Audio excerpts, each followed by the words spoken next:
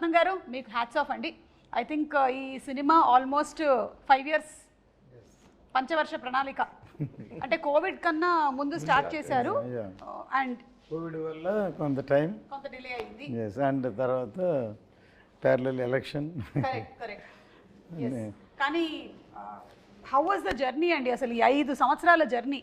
మీరు అప్పుడు మొదలుపెట్టిన రోజుకి ఈ రోజు మీరు ఇంటర్వ్యూలో కూర్చున్నారు కదా, ఆ రోజు మీ మనోభావాలు ఎలా ఉన్నాయి, ఈ రోజు ఎలా ఉంది? యాక్చువల్లీ ఈ first time it's a pan India film for Pawan Kalyan గారు. అంటే ఇంతవరకు తెలుగు తప్ప వేరే లాంగ్వేజ్కి అడుగు వెళ్ళి ఫస్ట్ టైం ఇది పాన్ ఇండియాకి వెళ్తుంది. అంటే ఇది పీరియడ్ ఫిల్మ్ కాబట్టి మెంబర్ ఆఫ్ సెట్స్ ఎన్నో ఉన్నాయి, అందుకని ప్యారలల్గా వేరే సినిమా పాలిటిక్స్ ఎన్నో ఉండడం వల్ల టైం కూడా తీసుకుంటుంది కాబట్టి ఎంత టైం పట్టింది.